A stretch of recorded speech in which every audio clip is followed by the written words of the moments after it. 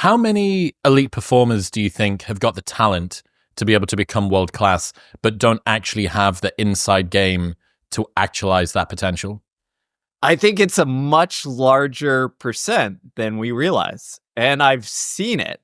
I've seen it at the junior, the high school, the college level. Athletes who were insanely talented, better than those who became Olympic medalists, but they just kept getting in their own way. They weren't able to express that talent. And I would bet you that any coach or somebody who spent enough time in this field has dozens of stories, just like I do. Yeah, there's a. Do you know who Lewis Capaldi is? British singer. No. Okay, so you'll have heard his tracks. He's done billions and billions of streams, and he's having a tough time mentally at the moment. He found a lot of pressure in between his first and his second album, as it's known, the difficult second album, and had this pressure to perform, wasn't really too sure whether he could live up to his own expectations and what was needed by the label and what was wanted by his management and so on and so forth. And he had Tourette's, and he developed kind of a Tourette's tic, which was his shoulder, which is very common, and a lot of anxiety came along with it. And a couple of times now on very big stages, I think he did this at Glastonbury last summer. He's certainly done it in a couple of his own live shows. He's choked on stage doing his own songs. And, the anxiety's gotten so bad that he hasn't been able to get the words out to the songs that he's written, doing the very thing that he wanted. And I feel so bad for him because I adore his music, and I think he's a wonderful, kind, funny guy, at least in as much as you can tell from someone through the internet. But I always think about him as having this really unique blend of insane talent, gorgeous voice, wonderful songwriting ability, real insight into the human condition with what he sings about and how he puts it into words and lyrics and sounds.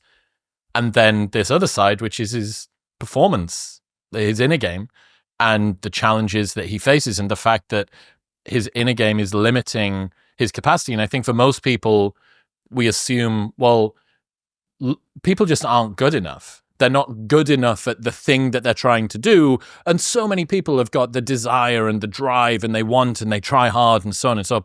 But they're kind of just not that good. They're not world class.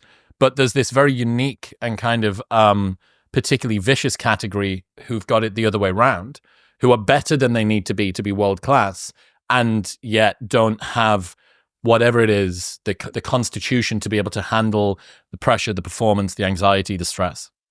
Absolutely. And it's interesting because you generally see it in those who have performed well, either young or their first go out. So like the singer you were talking about crushes the first album. And then the follow-up often elicits more pressure and anxiety. Why? Because it's like the expectations rise. And in fact, there's some research on, we call it the one-hit wonder effect, right? You have your hit. You're the musician who finally has the breakthrough. And what happens is that follow-up is really difficult and often doesn't match. And researchers studied this, actually, and authors, and they found that one of the main reasons that follow-up is so hard and there's so much pressure and expectations is because our identity literally shifts. Before we had our hit, we were the guy expressing our talent, right? We were the singer saying, hey, I'm good at this. This is what I like to sing about. This is what I'm going to throw into the world. Who cares? Let's see what happens. Once we had that hit, our identity shifts to, I am the singer. I am the singer that is known for being creative at this. Mm-hmm. And what research tells us is that when our identity cements around that thing, now anything that could potentially like throw that off is seen as our threat. And our brain literally defaults towards threat mode. That's why the singer you mentioned like struggles, because he's on the stage, not expressing what he knows, but his brain is going into, this is life or death, like run away from here, get off the stage, like play dead, whatever have you. And that's why he chokes. Dude, so interesting. I love this area of conversation. What an unseen price of success it is. your own expectation about yourself. We talk about the price of success is the loss of privacy, and not knowing whether people are with you because they want to be your friend or because they want to be around the new hot singer or whatever it is. But your own expectation, the fact that really what it seems like is in life, trajectory is more important than position. And if you're continuing to just get a little bit better and get a little bit better, and then you have, two authors, I don't think they'll mind me saying this, like Morgan Housel and Mark Manson, both of whom have told me this and said, yeah, I'm kind of fully prepared for the rest of my career to feel like a failure. I'm never going to write a book that does more than The Subtle Art. I'm never going to write a book that does more than The Psychology of Money. So even though Mark's second book did obscene numbers, top 0.00001% and whatever. It's like, yeah, but it's not Subtle Art numbers. And Morgan's second book, same thing, same as ever. Really, really great, did great numbers. He's going to do another one. That'll do great numbers. But he's like, yeah, but it's not Psychology of Money numbers. And yeah,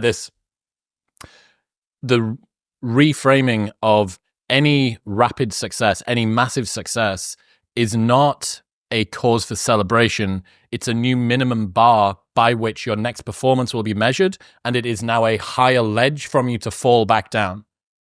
It's that comparison piece. I was having a conversation with the author Ryan Holiday the other day, and we were saying this similar thing to what you're expressing with Mark, and he said, essentially, and I'm paraphrasing, but he said, yeah, you kind of want your first book or your first thing to be like pretty good, but not like off the charts good. Because if you're pretty good, you gain some confidence. You're like, oh, this is good. I can write again. I can do this again. But you're not trapped by the thing. And too often what happens is we have that mega success and it's almost like we become trapped. And I'm glad that, Mark and the other guy you mentioned, we're able to see that, because too often what happens is we don't. This is what you see in, child film stars. This is what you see in athletic prodigies. To a lesser extent, I felt this myself as an athlete. I ran a 401 mile as a high schooler, and I was the number one, junior athlete in the United States that year in the mile.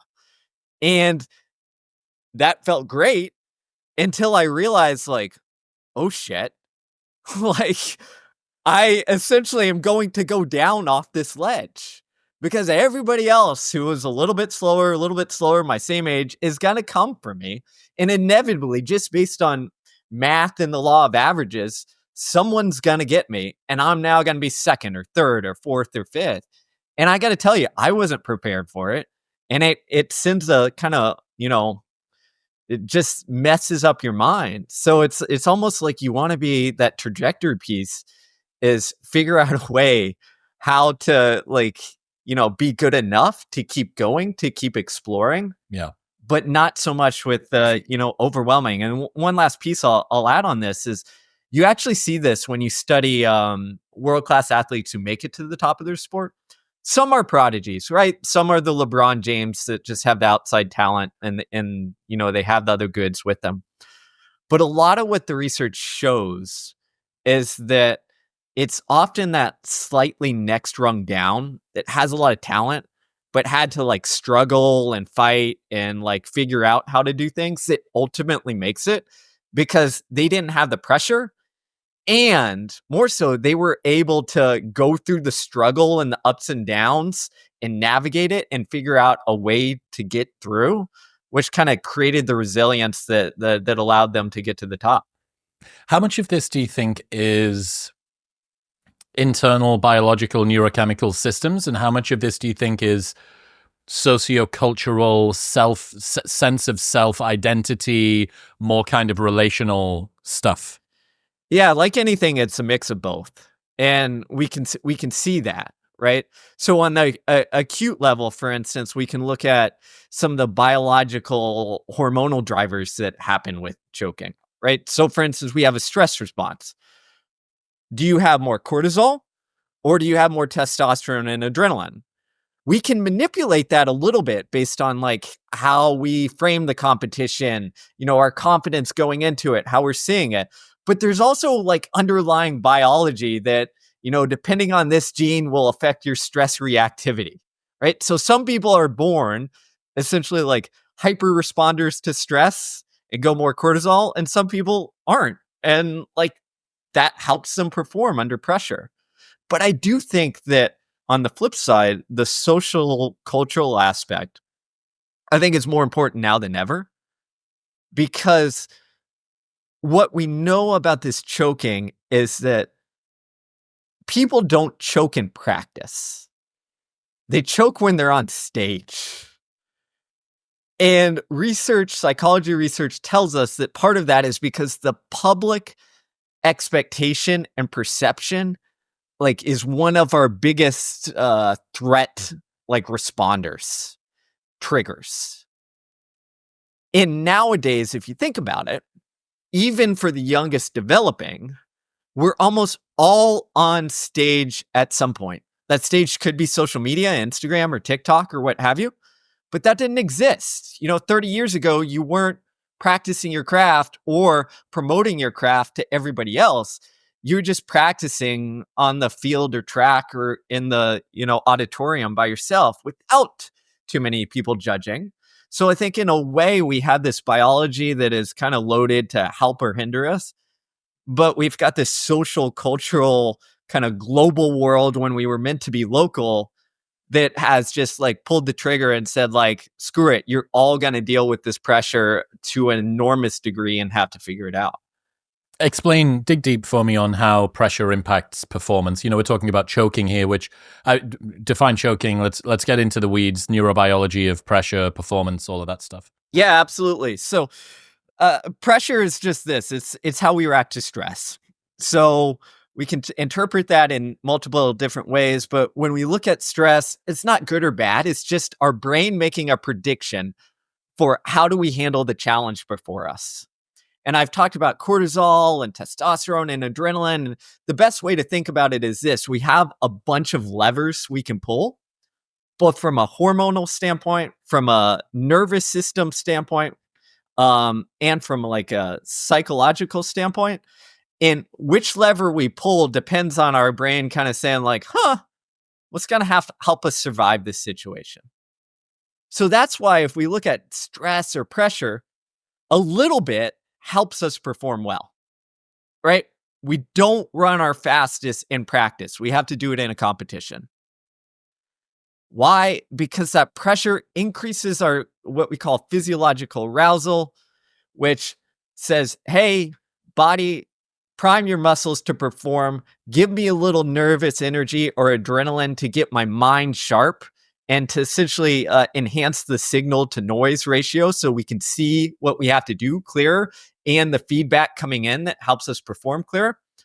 But what happens if we go too far or we pull the levers that our brain goes hey, standing up on that stage is going to be like a life or death event. If you mess up, your career is over.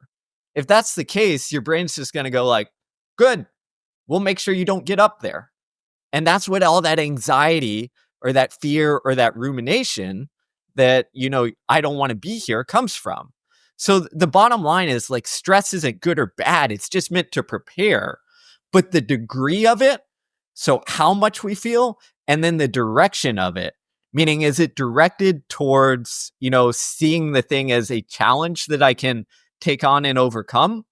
Or is it directed towards this is a threat and I need to avoid or protect? And protect could mean physically, but more so it means protect my ego, my sense of self from being embarrassed or damaged. How do we, what determines the direction that goes in?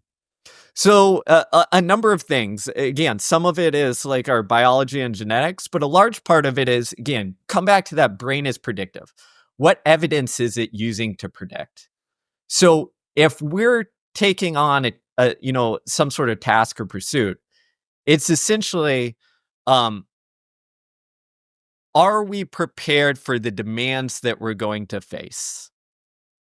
So if I sign up for a marathon and I've put in all the training and I've got a coach and I've followed my training program and I've done the work, my body rightfully says on the starting line, a marathon's going to kind of suck no matter what, but we can see that you've prepared. Therefore, we're going to go a little bit more challenge instead of threat. If instead, off of a lark, or I think, you know what, I'm a runner, I got this, and I don't train and I show up, your body is smarter than you. You might try and fake it until you make it, but it's not going to work. Your biology is going to go, yeah, you're not prepared. Like, think threat. We're going to try and convince you to drop out of this race by feeling overwhelming anxiety. So a large part of what way we go depends on, are we prepared for the demands of the task? So that means accurate appraisal of you yourself, what you're capable of and what you've done, and then accurate appraisal of the task itself. Like, what is this going to challenge? And then the last part that plays a big role is essentially, is the juice worth the squeeze? Meaning, like, what are the risks and rewards here? The rewards, could be intrinsic, could be extrinsic, but like, what benefit do I get from this? And then what's the risk?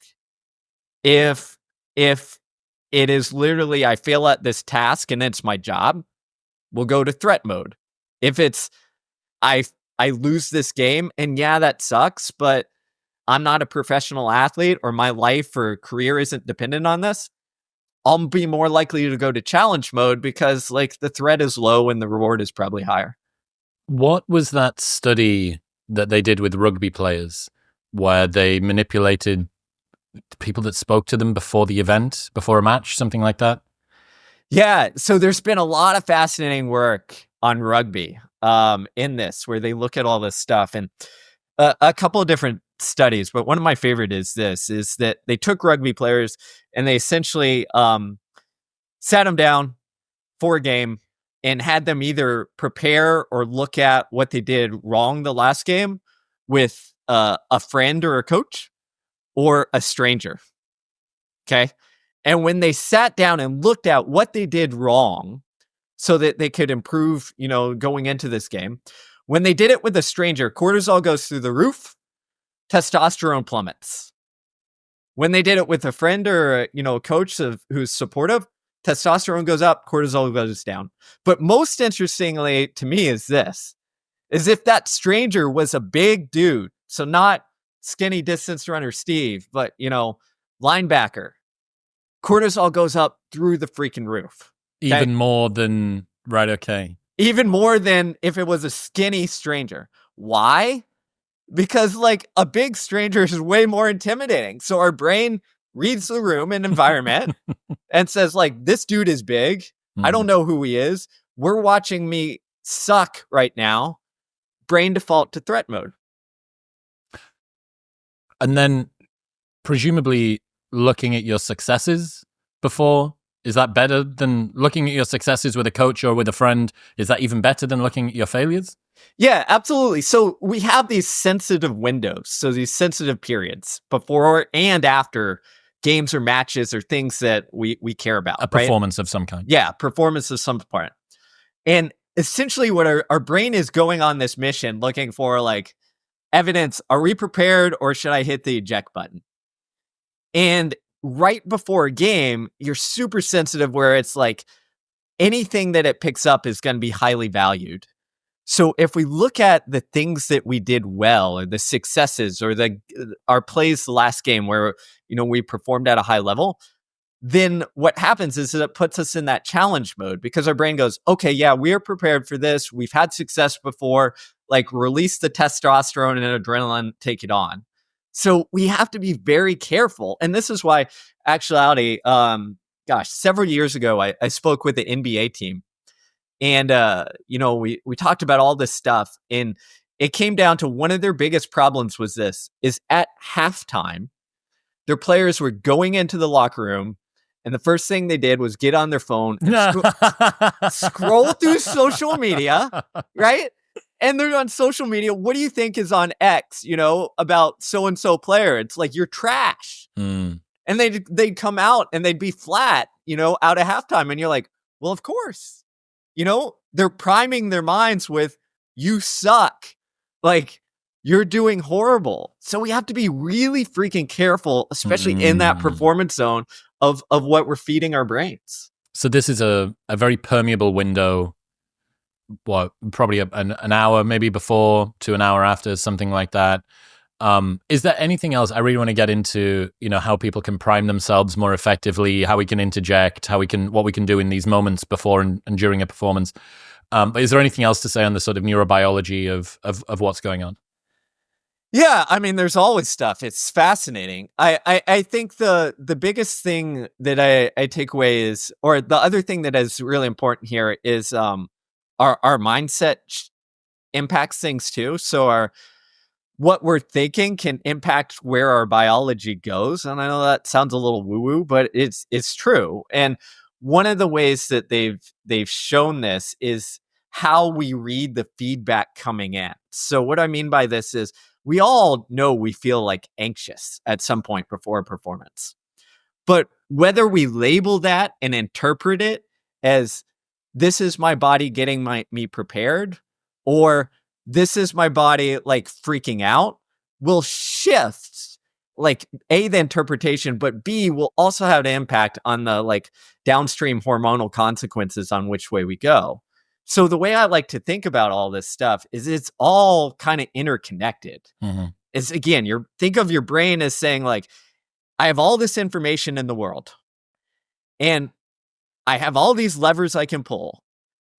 In which way I go, I'm going to go based on our experience. So what I know from the past that has worked, but also all the information coming in. So you as the athlete or the performer can influence that. So how you're looking at, or remembering what worked in the past, A, sets the stage, your expectations set the stage.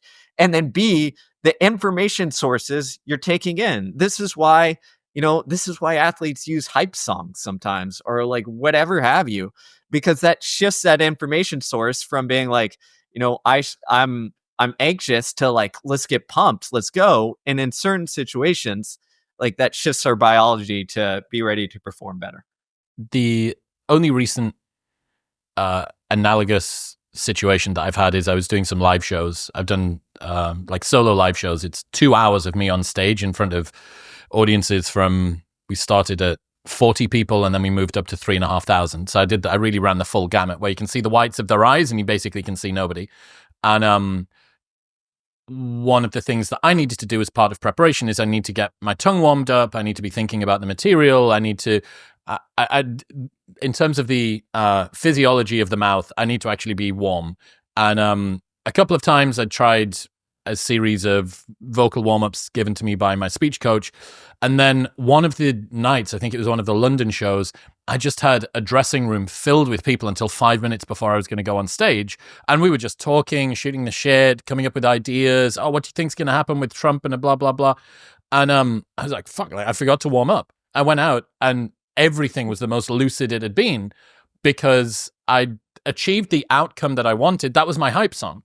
That was the equivalent of my hype song. And I've got some friends in bands and they can do precisely the same thing. They can have sort of a very like isolated, hyper autistic, broken down vocal warm-up thing, or they can just put a playlist on of songs they love and sing to it as they get dressed. And I think that equivalent's true. On the framing thing, or I guess the story that you tell yourself, this is such a funny story, but I think it's funny. I was on an assault bike about 3 months ago, and I'd finished this workout doing a Norwegian 4x4 thing, and heart rate's coming back down. It's at sort of 150, 145 or something now, peaking at whatever, 160, 170. So I'm coming back down, and then like, bam, it's as if someone put a piece of burnt toast directly under my nose. And like, I remember that from school. It's like, burnt toast, you're having a stroke. And I felt really dizzy, and I had this ringing in my ears, and obviously very, very panicky. So I got off the bike and I sat down, and it was the strongest smell of toast I've ever had directly in it. I was like, I'm dying. This is it. This is how I go. On the floor of On It Gym in Austin, Texas, this is how I'm going to be a fucking vegetable for the rest of my life or whatever. And anyway, it passed. I went in to get CT scan. I went in to get like a brain angiogram with contrast, all of this stuff. And there was nothing. It wasn't a transient ischemic attack. It wasn't a stroke. It wasn't anything. It seems like it was maybe a migraine with aura, and the aura for some people is visual, for some people it's olfactory, for some people it's sound, whatever. But it was really, really scary. And I have this thing in the back of my mind. I'm like, well, maybe it was a stroke and they've missed it. Maybe it was a TIA and they've missed it or whatever. So I'm in a car.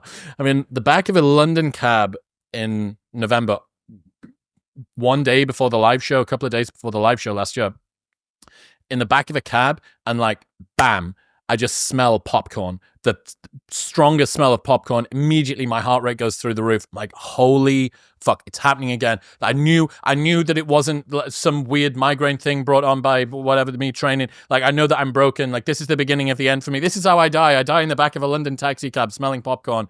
And then I hear this sound. And it's the fucking taxi driver rustling his hand in a bag of popcorn hidden between him and the door.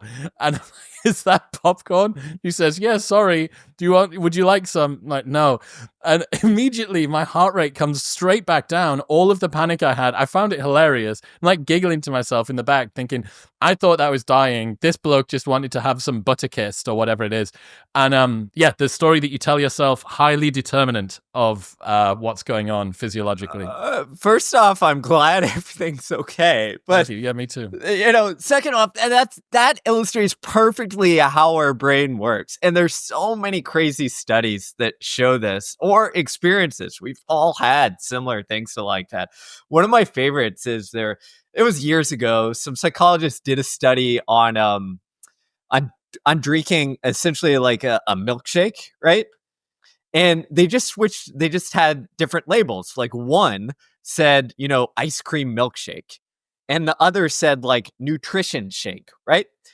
They were the same freaking drinks, but the one labeled like milkshake, when they drank it, like their little hormones, I forget exactly, I think it was ghrelin, the satiety hormone, shifted differently than when it was the, labeled as a healthy shake. And again, same calories, same everything, just the label affected our little biological reaction. And I think too often we kind of just like shrug this off. But of course it's how our brain works. It's just like this little thing in our head that has to use that external sensory information or internal feedback to decide, well, how am I supposed to make sense of this? So if everything in the world is sending and telling you like, there's that smell again, you're having a heart attack, yep, it's over. This is how you die. This is it. Of course your brain is going to be like, sound the alarm, like make him feel all the anxiety in the world, shoot his heart rate through the roof. We don't really experience the world. Like, we don't experience it directly. What we experience is our own nervous system telling us what that world means. And it's fascinating. You mentioned as well before, I'm opening my coat to find that I've got no knickers on underneath biologically or medically today. In any case, I did a full genome test a little while ago. Awesome. So fascinating. And then I actually fed it into ChatGPT, and I'd already had a consultation with the doctors and stuff like that. And it was really interesting. A lot of it's to do with psychological disposition, how you clear dopamine, adrenaline, cortisol, all of this stuff. And I've been having conversations with ChatGPT, learning about the building blocks of myself. And it turns out that I clear cortisol very slowly, very sort of dopamine, epinephrine, norepinephrine dominant. So the classic overthinking overachiever. Very driven to do stuff and terrified he's not going to make it work. And as you were saying there's certain people. I asked ChatGPT what would be an awesome job for me to have and what would be a terrible job for me to have. And for the terrible job would be something like a sniper or a frontline infantryman, because just the ability to get yourself up to that level of arousal and then bring yourself back down, it's not there for you. And I completely see what you mean, that we have certain people are built for certain things, and we often find our way there in any case. You don't know why, but you just tend to enjoy slightly slower music. You don't know why, but you always tend to sort of jiggle your foot when you're sat and you're happy and you're chilling out in an evening time, but somebody else is sat completely static. Whatever it might be, our nervous systems and our bodies seem to just be able to arrive at the place that is most efficient and kind of normal for us. And sometimes we try to force square pegs into round holes. Go, hey man, if you want to be cool as a cucumber when you've got to take a 3-point shot on the, as the buzz is counting down, your body does. You're kind of not built for that. Tell you what, you are built for though: X, Y, and Z. And yeah, it's ruthless when you kind of get that. I don't know, like we could call it the Capaldi effect.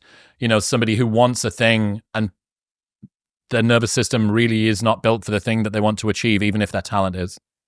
Yeah, I think this is it's often we see talent as like physical gifts, right? You look at me and you're like, oh, of course, you're not going to be a world-class weightlifter, right? And if I tried to, I could train really hard and get better at it, but I'm not, my genes aren't built that way, right? And I The think classic 5'5" person trying to be in the NBA. yeah, exactly. Like we have to understand that. And to a degree, our psychology, you know, these underlying things, as you said, dopamine, adrenaline, all that stuff, it is we have different sensitivities. Now, I'm not trying to be super deterministic here because there's room to wedge and grow within this. And what I would say is working with elite athletes is I've seen, or elite performers, I've seen a lot of people where I'm like, oh, you probably are like the stressed out, you know, overthinker. How are we going to get you to perform in the clutch?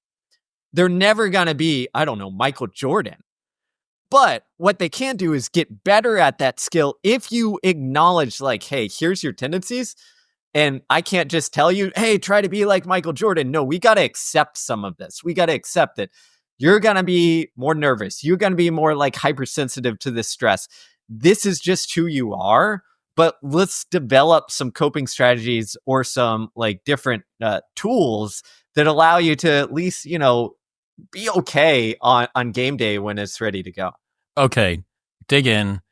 We need to interject. Everyone's screaming, saying, this is me. I get nervous before the presentation for work. I keep choking when I'm playing local league softball or whatever it might be, because there's a hot girl that plays on our team and I'm terrified that she's going to think I'm a wimp. What are the most evidence-based strategies of how we can reframe this stuff? Take us through it. Yeah, so there's a ton of different directions, and what I'll say is that the research tends to bear this out and practice is that there's nothing that works for everybody. Basically, you got to find what works for you. So the best method is trial and error on seeing what clicks. We can attack this from a number of different ways. I think the simplest ones are when you're in that moment, what I call is like you've got to figure out how to like disrupt and realign kind of where your nervous system is going. And there's tricks we can use. For instance, if you just feel that overwhelming anxiety and stress, one of the simplest tricks to use is literally dunk your head or splash your head with cold water. Why? Because we have this thing called the diving reflex, which whenever we get splashed or our face goes into cold water, heart rate tends to drop, nervous system shifts from sympathetic to parasympathetic, and we relax. So simple, easy tool to do that. Other things that tend to work and what research tells us is how we focus can shift this stress response in both directions. So for instance, if you're feeling overwhelmed and nervous, what research tells us is if we can go broad focused, meaning think of like looking at the horizon rather than, you know, focused on a spot on the wall. What that does is it tends to shift us into a lower stress load. It shifts our body saying, okay, we're not narrowed, we're not stressed. Alternatively, and this is going to sound contradictory, but I think it gets at the nuance of what this stuff entails and how it works. If you are standing, you know, about to take a penalty kick in football or soccer, right? One of the best things you can do is narrow as much as you can on where you're going to shoot, because that will send the message that like, yes, this is important. We can't deny it. I'm going to block out the rest of the voice and everything that's going on and just focus on this thing. And what research tells us is that longer, slightly longer gaze will allow us to perform at a higher level. So the gist I'm getting at here is, and there's a lot, is that what we're trying to do is figure out where our nervous system lies and then say, okay, how can we nudge or manipulate it so it's a place where we can be productive? And most of that relies on either turning down the volume so that we don't feel super overwhelmingly stressed, or alternatively, giving it a focus point or something to do. This is where routines come into play and why they work. Because if you have that routine, it's you're giving your brain something to focus on and say, okay, forget all this overwhelming nonsense over here. I'm gonna, put on my shoes this way, et cetera, et cetera. But it's those two directions that tend to help the best. Okay, dig into some more practices in those for me. Yeah, absolutely. So I think so let's look at when we talk about routines. So the important point here is, and you kind of touched on this earlier, is we want the routine to gradually build us to where we're ready to perform at the task at hand. So what does that mean? Gradually build us physiologically and psychologically. Physiologically, what it means is getting us, our body, whatever you're doing, ready to perform, warmed up, all that stuff. Psychologically, that routine is supposed to build towards giving you the confidence to do the task at hand. I'll give you a quick, there's a study and then some stuff that came out of a performance coach who works in the NFL, who I'm good friends with, who told me this. He said, when our routine includes practicing something that we're good at, we tend to get that bump in testosterone. When we practice something that we're not quite good at, that we have a little doubt on, we tend to get more cortisol. So the example that I'll use from research is coming from women's field hockey, Olympic level. If the forwards practice shooting goals, they got the bump in testosterone. If they practice defending, they got the bump in cortisol. Why? Because if you're a forward, you're used to trying to score. So apply that to your own life when you're looking at, how am I preparing, for the task at hand? Am I reinforcing with my routine the things that I'm good at and I'm comfortable at? Maybe practicing the sections of the speech or the drums that I've got down. Or are you going over and over again like, oh no, this is where I'm going to screw up, I better ace this? That will shift your psychology. The time to work on the stuff you're not good at was hours and days. Okay, you just got to go with it. That's awesome. And the last thing I'll say, and this kind of ties into routines, and it ties back to what you said about being around friends. The biggest cheat you have is to be around others. Because the research is very clear. We evolved to share the load. So there's this psychological theory called social baseline theory, which essentially says that, we outsource part of our emotional regulation. So if it's us alone, we can't outsource that regulation where we have the entire burden. And if you think back when we're, I don't know, thousands of years ago on the savannah, it makes sense, because if you were alone when you were out hunting or gathering, you were screwed, right? If you're with your tribe mates and a lion pops up or a tiger or what have you, you would at least have some sort of shot. So we evolved to outsource things. And what some fascinating research has shown is that where, our emotional state will go where those around us go. So in sport, if a coach is losing his mind on the sideline, research tells us that players will feel more anxiety and pressure. If he's calm, cool, and collected and looks confident, even if he maybe isn't, but looks confident on the sideline, players feel more confident and have more positive emotions around them.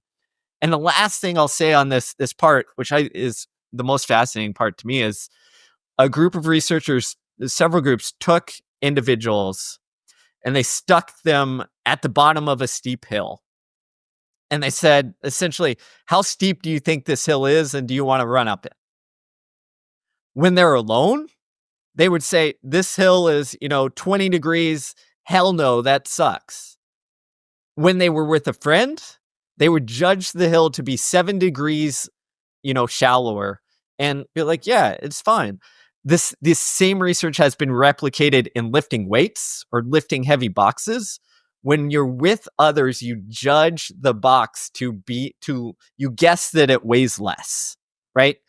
And what researchers say is that the sense of belonging or connection helps make the difficult seem more manageable, because we know that we have someone else there that's going to have our back if, we fall short. I mentioned I'd been hanging around with some bands recently, and I was on tour while they were on tour. And it was so interesting because I had tour manager and I had the videographers and all the rest of the stuff, but they're busy. They've got shit to do, and they're not on stage with me. And with the show, the team and the editors and stuff, it's cool or whatever, but it's largely just me steeping in my own neuroses, looking at notes and thinking about what I want to ask Steve later on today and whatever. And you don't really share that burden, the weight. You don't laugh at the difficult times. You don't cry at the sad ones. There's no sort of collective effervescence or whatever going on. And then my friends that are in bands, they're just living and breathing it together. They haven't showered for 36 hours. The sound kit didn't arrive until 1 minute before they were about to go on stage, and they didn't even get to sound check, but they styled it out. And dude, that was so sick. That was so cool that we did the thing. And it just really made me think, that bands have really sort of got this locked in from a creative perspective, because, how many people are elite athletes that are listening, but I think people are kind of closer to bands in that they maybe have some sort of project-y presentation, shared kind of outcome goal thing that's maybe not actually super physical. It's maybe a little bit more creative. And they've got it dialed. And I guess as well, this also kind of explains the beauty of the clubhouse after the game, that you get to bring into land the either successful or difficult experience with the people that were on the sidelines and the coaches and the rest of the players and maybe some family members. And you get to work out, what did this all mean, as opposed to just telling yourself stories and allowing your own nervous system to run away with itself. Yeah, I mean, it will, and there's research on this, it will fundamentally shift how we deal with failure or setbacks or losses. So if we're with others in that like band situation or a team after a game, and we're all, eating in the locker room and we bring our family in, if we do that, we handle failures and losses much better. And again, some research shows we get that testosterone increase and cortisol decline instead of, if we're alone, that cortisol increase, that testosterone decline. Why? Because we're around others. There's a whole field that it's called social recovery that looks at an athletic performance, not the ice baths or the foam rolling or the gadgets that help for recovery, but how being around other people literally helps us physically perform. It's the secret of, the San Antonio Spurs, the basketball team, phenomenally successful for a long period of time. It's why their coach, Greg Popovich, would institute these after game team dinners. And again, I talked to some other NBA teams and they're like, oh, we tried the team dinners. No one showed up. I'm like, okay. But the point is that socializing with others, helps us recover. And there's a hormonal reason for this too. When we socialize with others, we get a boost in the hormone oxytocin. What we know is oxytocin works against cortisol. So it dampens down that effect so that it doesn't run away. So instead of stewing over the loss, we're over it relatively quickly. And then we can learn and grow from it. Where in, your or I profession, if we're standing on stage, we're kind of screwed because we don't have that. So maybe. Well, I mean, I think there's an integration, or at least I tried to make a change with this, and I'm trying to do it more with the show as well, which is to create that sort of social cohesion. Yep. It's kind of weird because you don't want to mandate people. It's like, hey, come hang out with me so I don't feel too nervous or whatever. But that's kind of what you're saying. You're saying, hey, we've all got a bunch of things to do. Everybody's feeling the pressure in this situation. Let's go and do it. One other interesting element, I don't know if this ports across, but I was reading a book called Your Brain on Love by Stan Tatkin, Neurobiology of Attachment and Relationships. And in it, he talks about why it's very important to resolve conflict very quickly. And he basically uses this example that when your threat response is elevated for a extended period of time, it moves into long-term memory, and that kind of gets taken down into the body. And I have to imagine that there's something similar going on here, which is you have a bad game and then you think about it for ages and you never dissipate it using that social support system. And then next time that you come along to play, you've got this predisposition to that kind of arousal, and that's what's in your head, as opposed to just being like, hey man, shit happens, fuck, like you were tired or whatever, this and this, you thought you played bad, do you see me when I did that thing? So yeah, I imagine that moving from quick resolution to long-term memory thing is also important. It's the same exact thing. And this is why you see, sometimes the reaction, especially in American football, where after a loss, like coaches just light into the athletes and players. What does that do? Does that resolve it quickly? No, it makes you feel like shit for a long time. You go home and like, my coach hates me. I got to figure this out. And it keeps you in that. And then that moves it to that long-term memory. And coming back to what we said all the way at the beginning, like the brain is predictive. And when you're standing there, about to start that next game, if that's in your long-term memory, that is what your brain is using to prepare. So similar to you smelling the popcorn, your brain's going to be like, I've been on this field before. Like, I've seen that coach before. I know what's going to happen. And you just shrink, right? Well, I imagine the implications for the well-meaning but over-enthusiastic and overly critical sports parent here are just like replete. That's one of my favorite topics to deal with, but absolutely, because it's even more, I think, important because there you're not just ingraining like long-term memory for an adult, right?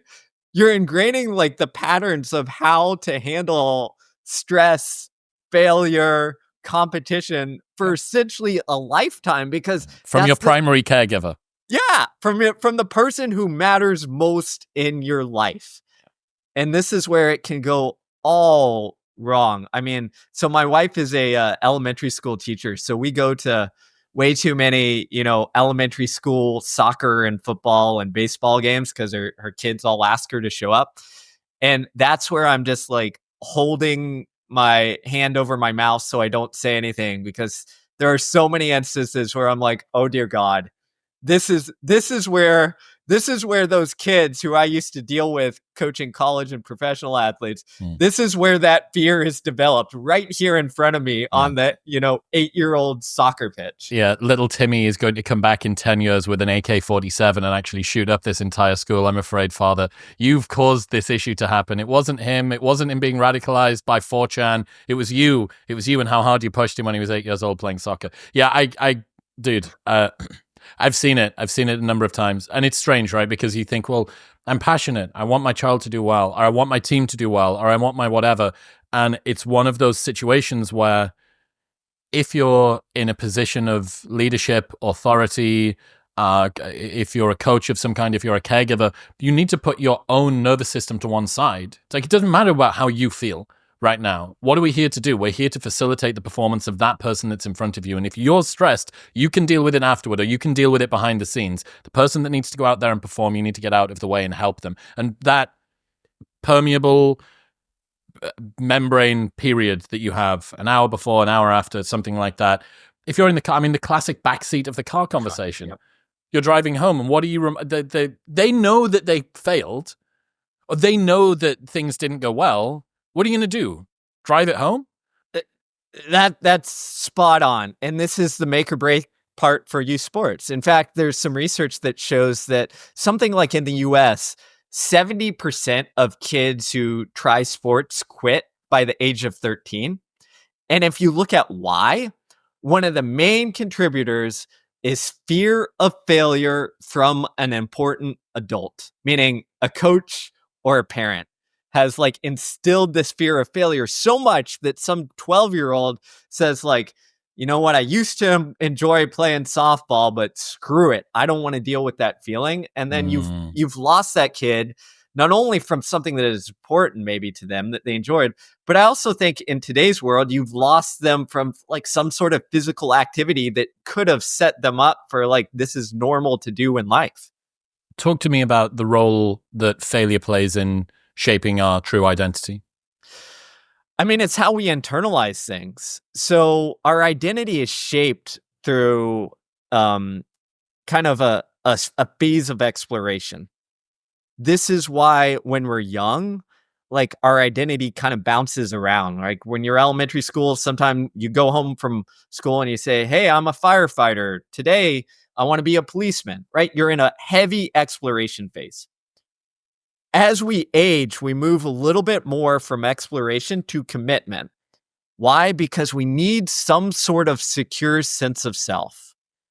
But what happens is that sticking ourselves in the arena where we're exposing ourselves to exposing whether we're good enough or not, right? And we have to face some sort of challenge or potentially failure.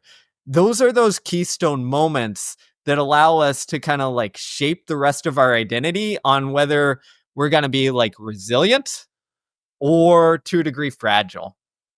So failure comes in here and it essentially says, how are you going to internalize this story? Are you going to internalize the story as I'm Steve, who, can bounce back from these things, can take on challenges, who, yes, cares about the wins or losses, but like also cares about, the team and the experience I have and the exploration of, am I getting better at this thing and the dedication to it? Or am I going to internalize this story as not that I failed at this thing, but I am a failure? And whenever we internalize it as I am a failure and it pushes us to protect our sense of self. And we go into like what I'd call avoidant instead of resilient mode. What are some ways that people can, that again, we're talking kind of about reframing, but are there any other strategies where in fact, here's another one, the fear of failure. It's not only dealing with failure, but dealing with the fear. So you haven't even failed yet, but you've got this very visceral concern that it might happen. What are some ways that people can step in before and can be better at reframing after? Yeah, so I think before you have to look at where that's coming from. Because that fear is coming from someplace, and often it's someone external to you. So I'll use some examples from my own coaching world. Is I've worked with athletes who are adults, who are college age, high performers, who would be lights out when we traveled and their parents weren't there, but at a home competition would just choke because their parents were there. And what you realized is, tying back to that youth sports thing, is they had this fear of failure coming up because they wanted to impress their mom or dad so much because their mom or dad essentially validated them through their athletic performance. So in that case, what do you have to do? You have to say, okay, how do we detach this a little bit? How do we create a little bit of space? Okay. And actually the research, whether it's from parent or not, where it comes from matters. The other part is, again, how do we create space there? There's research that shows that while caring deeply about a pursuit is important to get you driven, if you care so deeply that it becomes essentially a unidimensional self, meaning I am a writer and that is all I am, we're going to experience fear of failure at a much higher rate and choke at a higher rate. It's like investing your entire stock portfolio into one company. Bingo. So what do you have to do in stocks? You diversify. It's the same when it comes to your sense of self and failure. So again, research tells us is if you have what psychologists call self-complexity, meaning you recognize and realize that, maybe you're a dad, you're a husband, you're a runner, you're a writer, you're a creative. You have all these different facets and all will vary in their importance, but all are a part of you. Then if you fail at one, you're going to be more resilient and bounce back quicker. This is why there's research that shows that athletes with hobbies tend to be more resilient under pressure than athletes who don't have hobbies. It's why if you look at, there's a long study on Nobel Prize winning scientists that found that Nobel Prize winning scientists were more likely to have a serious hobby or leisure activity than those who were a rung or two below who never reached that top. Wow. And part of it is because it makes you more resilient because, like, again, it's not the end of the world. It hurts a lot, but it's not the end of the world. So it brings your level of focus down into that Goldilocks zone, the Bingo. amount of pressure that you've put on yourself. Yeah, fascinating, man. God, how counterintuitive in many ways as well. And this is where I'm increasingly sort of becoming disenchanted with the hard work fixes all ills approach. That just working harder, bro, a lot of the time results in you making your performance worse and creating these odd psychological scars or perspectives of how you see the thing that you do. And what you actually need to do is to smoke some weed and play Nintendo Switch. That would be highly rejuvenative for you. Or you need to take up some sort of a hobby. You need to diversify that self-worth. I love it. Tim Ferriss had said something similar. He said that he needed the moment where he started to feel better about himself is when he realized he wasn't just a podcaster or an author. He was lots of these other things too that came along for the ride. And even more than that, how much of it gives you a perspective on the world that, even if it's not just this is where I take my source of identity from, it reminds you that there's other things out there, even if they're not your sources of identity. So it reminds you that, look at the huge range of different lives that people lead. And mine's kind of good. I told you I just got back from Jamaica, and Kingston, Jamaica isn't exactly the most salubrious of surroundings. There's a fair bit of poverty there and some crime, and I wasn't going to use the ATMs in downtown for fear of whatever. And looking around and thinking, wow, look at all of the different routes that people's lives go down. Look at how varied things could be. And I kind of like my life. That's pretty good. Whereas if you're just permanently stuck in Instagram reel comparison degen mode, you don't get that same kind of perspective. You only get it moving in one direction. Stress tends to narrow us. And what does perspective do? It zooms us back out. And we need both. Right? We need to be able to go narrow and say, like, hard work, I'm going to work hard. Of course, hard work matters. But if we only narrow and we go narrow and narrow, our identity shrinks, hard work is the answer to everything. Like, the thing that made us good is going to be our enemy. And I'll validate what you said on essentially, playing Nintendo Switch. I don't know about smoking weed for athletes. I can't tell them to. They might get banned. But, what we see there is that with about, I would say 90% of the lead athletes that I've worked with, I've had to get them to go in the other direction. They're already good at being obsessive. Yeah. What you have to do is get them to let go. And however you can get them not let go fully, but they're never going to be able to let go fully because they're like performers who are strivers. But if you can get them to let go just a touch, that's where it comes through. And actually in the book, I tell the story of Tony Hawk, who his friend and fellow skateboarder told him when he was stuck. He said, risk not winning, which essentially meant like, hey, dude, let go of the achievements and trying to do the thing and just get back to skating. And that's when he did his famous 900 trick. Because like often the thing that we're good at like traps us and narrows us, and we got to go in the other direction to, break through. What does it look like to move from a mindset of protection to one of exploration? I mean, essentially what it is it's being open to novelty. It's being open to failure. It's being open to shifting and seeing your perspective. It's kind of the way I would explain it is it's kind of going back and having almost like recess for adults. Because if you look at exploration is the heart of play, right? So I have 2 toddlers, girls. And if you look at how they learn, they essentially are just exploring the world and dabbling with different things and jumping off stuff that they shouldn't jump off, but getting hurt and not that bad. And what that does is it allows them to figure out how the world works and where the paths are that they can go explore more. And I think as adults, what happens is our identity cements. We get known for one thing. We're really good at one thing. So we feel, comfortable on that situation. But when we feel comfortable in it, we default towards protection and avoidance. And what we need to do in our life is have things that give us back a little of that sense of play. So as a writer, that might mean, don't just research things for your next book or your next article. go read interesting things. Maybe that means fiction, right? Yeah. What do you want to read? What do you want to write about? Right. It's that, not what does social media tell me I should do at.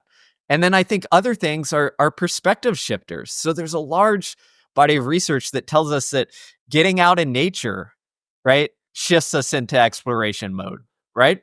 It tells us doing interesting things. So there's some research on dating that shows that dates that are what we call, or what psychologists call, more self-expansive, meaning they're challenging, difficult, maybe, make you feel alive a little bit, doing daring things.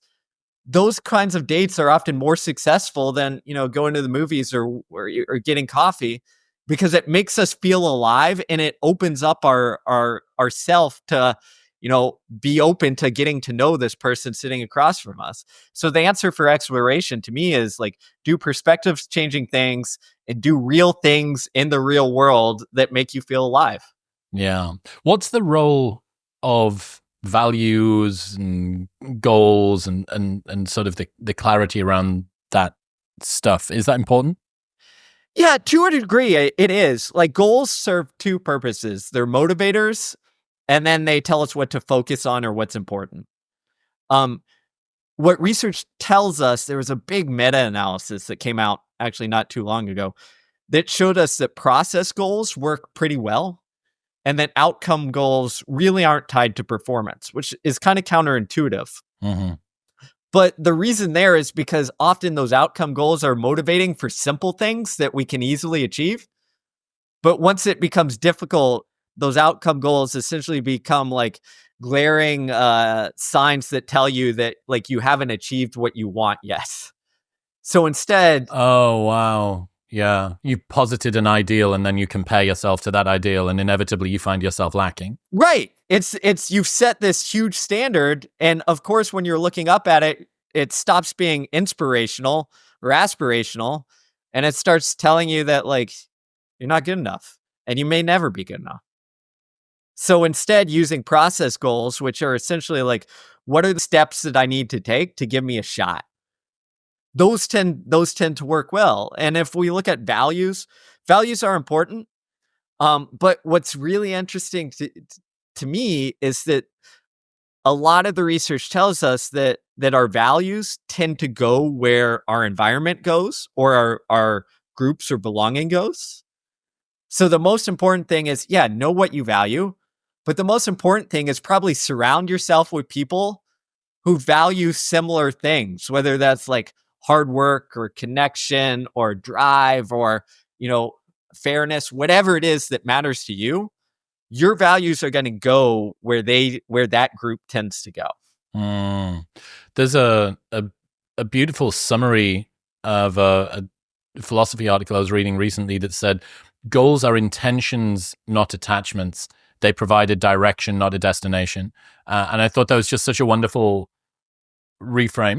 The process over outcome thing has been popularized ever since James Clear sold $1 billion, but it's something that we regularly need to kind of, even with myself, there's so much dopamine available when you think about a big goal that you're working toward and it's all excitable, as opposed to one step toward the goal is nothing. It's smaller than nothing.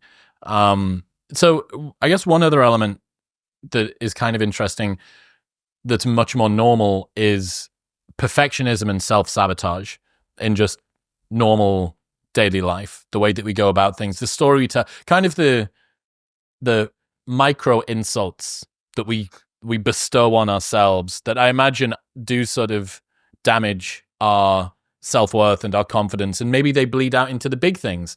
But how can people overcome that self-sabotage and that perfectionism in normal daily life? Yeah, so one of it is, I think the big part on this is defining success and defining your comparison point. So what does success to mean to you? Because perfectionism at its heart is like this idea that like, in order to feel, valid, I have to achieve X, Y, and Z and do it in X, Y, and Z way, right? It's that perfectionism piece. And what research tends to tell us is that the higher the level of perfectionism, the higher likelihood of self-sabotage and choking in sport as well. So what we need to do is get really clear on, okay, like let's shift the bar, right? Shift the comparison piece on like what matters, how am I defining success? What does success look for me in this endeavor? And then like what is my comparison piece, or how am I measuring that along the way? And essentially the way I like to look at it is move from perfection to some sort of mastery, or some research in sport calls it like shifting from perfection to excellence, because excellence is still very good, but it comes without that negative inclination of like everything has to work out perfectly to get there. Mm-hmm. So is that just a mental reframing? Is that just the story you tell yourself, or are there other sort of interventions? Yeah, so a lot of the perfectionism is a reframing, but the other part of it is what I'd call interventions that put you in a place where you do something wrong or not up to your perfectionist standards, and have to sit with that. So it's almost like dealing with anxiety and realizing that it's going to be okay. I mean, this is at the heart of treating things like OCD, where, after you have a, intrusive thought, what do? You have to do some sort of tick to soothe that thought. At the heart of perfectionism, although it's different, there's a lot of similarities, which is like, if I don't do this exactly the way that I want, I have this intrusive anxiety that pushes me to go back and do the thing. So to deal with it, we have to do the same thing we do with OCD, which is essentially in very small bites, be imperfect, stare at that thing that is imperfect, and sit with it until that anxiety dissipates and you realize it's going to be okay. Like, I need to leave it. I'm still here. Nobody died. The world still hasn't thrown me out. Yeah, fascinating. Steve, you're awesome, man. Your depth of insight into psychology is sick. And I'm so glad that you're doing your work and continuing to get it out to everyone. Where do you want to send people? They're going to want to check out everything that you're doing. Yeah, so you can check out the book, Win the Inside Game, wherever books are sold, Amazon, Barnes & Noble, all that stuff. And then I'm on social media, X, Instagram, YouTube, all at Steve Magness, where I just talk about, the mental and physical side of performance all day, because that's what I like to nerd out about. Dude, you're great. You're really, really fantastic. So let's run this back soon. I appreciate you. Good luck with the rest of everything. And good luck managing 2 small nightmare girls that are presumably running rings around you. That is my life right now. I'm just trying to survive. No thriving going on. But I appreciate you, Chris. Godspeed. So see you next time. Do you think that your algorithm on YouTube is a bit of a god? Is it able to know things about you that you don't know about yourself? Well, the YouTube gods have selected this episode specifically for you, bespoke. So go and check it out.